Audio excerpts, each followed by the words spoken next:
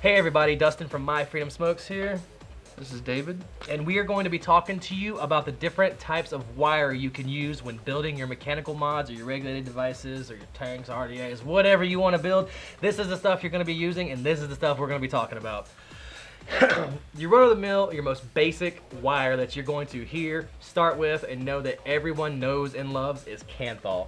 Right here we have an assortment of just different wires. We have G-Plat brand right here, which is a completely different kind of wire than Kanthal. Forgive me if I make mistakes, but I'm reading the boxes as I'm going. Here we have, it is not even marked on the box. Okay, yes it is. We have 32 double twisted Kanthal. So it's 32 gauge Kanthal and it's double twisted. So you're taking two pieces of 32 gauge wire, and the home remedy for doing this is to take it and put it in a drill and twist it, blah, blah, blah, spin it. I know people that take it, tie it to a coffee mug and spin it. That's what you gotta do if you're a poor man trying to do this. But this company right here twists the wire for you, packages it for you, and throws it in there. Makes for a nice flavor. Yes, gives you a lot of extra. Wire. Oh man, so much some flavor. surface area flavor for days. Yes, definitely. Wire comes in from averages 32 gauge down to 20 gauge. I have seen people using 16 gauge, 18 gauge. That's more of hobbyist enthusiasts. You don't see a lot of people, throwing 16 gauge and 18 gauge. The resistance is incredibly low, especially if you're using a product like G-Plat, which has a lower resistance inherently on its own. But the different kinds of wires are all made for different devices. G-Plat shines in mechanical mods. It also works pretty good in regulated mods, but it definitely shines on mechanical. One of my favorite builds is with 22 gauge, about 6 to 7 wraps around a 3mm drill bit on a mechanical mod, and that is clouds and flavors for days. I use on the regular. I think I'm using 20 gauge, 7 wraps in this mod right here with this half-dead battery.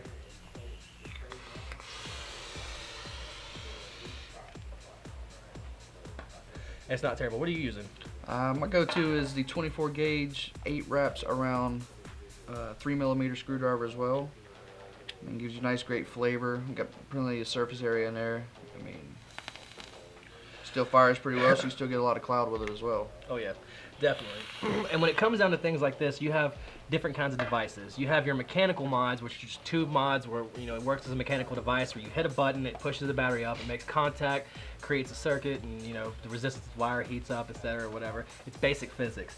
When you come down to things like regulated devices, that's when it gets a little more complicated. When you're controlling the wattage or the voltage, etc., manually with a chip. For example, like in this box right here, 160 watt box by iJoy.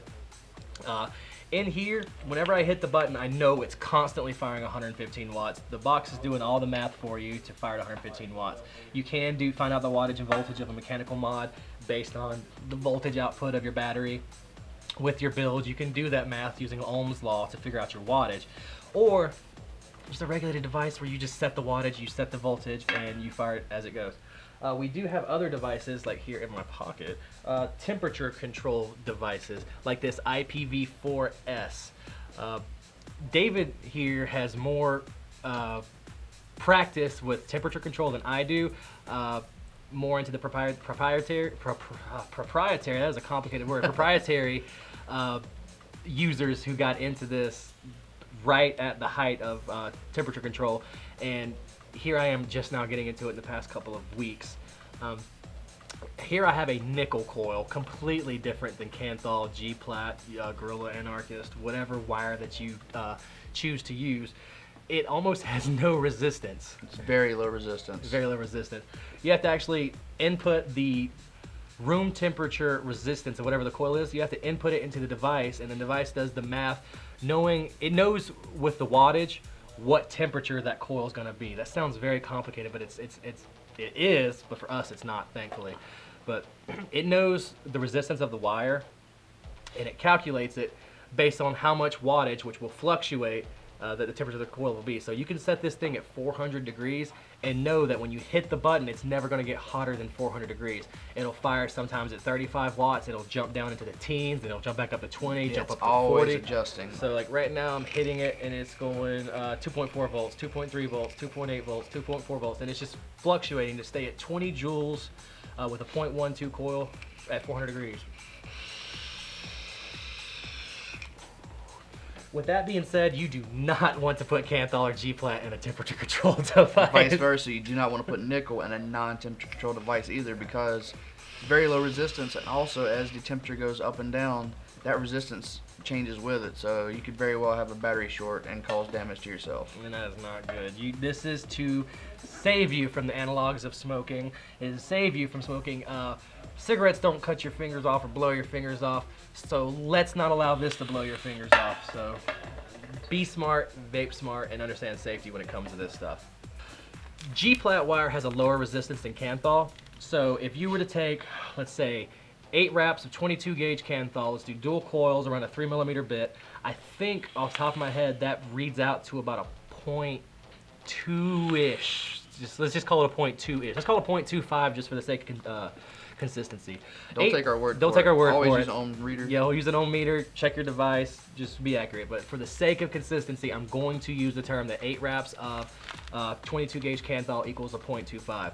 Where if you were to take this, let's imagine this is the same gauge, it's 24 gauge, but let's pretend this is 22 gauge G-Plat. Now if you made a dual 22 gauge G-Plat build around a 3mm drill bit, or a 3mm screwdriver, whatever you choose to build on, that would read out to probably a 0.15-ish, another number I'm just throwing out. I would assume it fires at like a 0.5.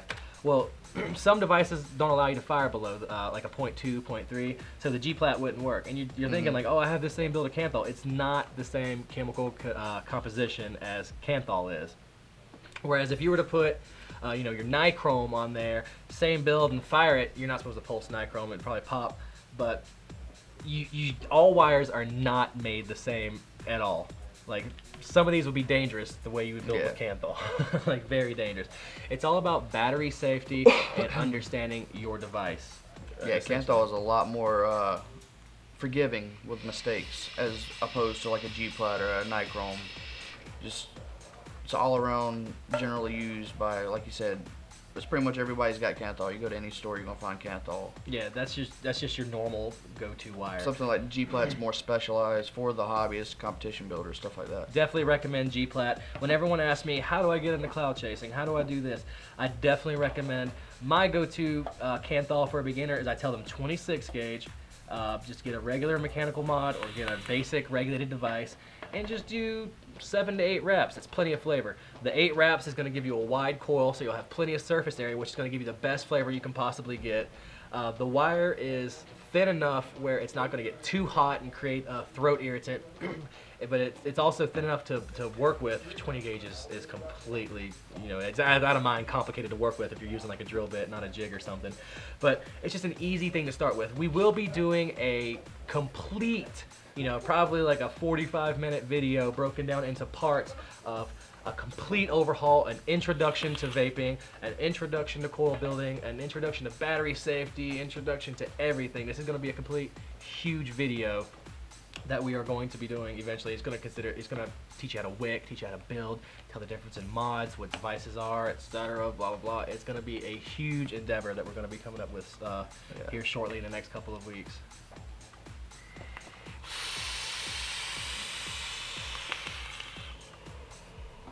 So like always, this is Dustin from MyFreedomSmokes. And I'm David. If you have any questions or comments, if you want to talk to us, ask us any questions, shoot the shit, anything like that, leave a comment below, leave a question below, shoot us an email, give us a phone call, or follow us on Twitter. Download the Periscope app. We will be doing a lot of Periscope live streams. We're going to be doing way more of these. Talking to the customers with Q&As. I'm going to be doing live unboxing of products I get. You get to see me using products in my day-to-day life throughout here. I'm here, you know, God, I basically live here. Don't we all? You get to see me walk around with devices, use them throughout the day, talk to you guys, hype you up for them, woo, get you excited. But we'll be doing more of that, so please stay tuned. Periscope is awesome, by the way. It's revolutionary, so get in on the Periscope. Get on now while it's proprietary. Keep using that word. That is such a good word. Use the word proprietary. Great word. All right. Proprietary user of the word proprietary. And thank you for vaping. What? Is that camera off? Fuck yeah.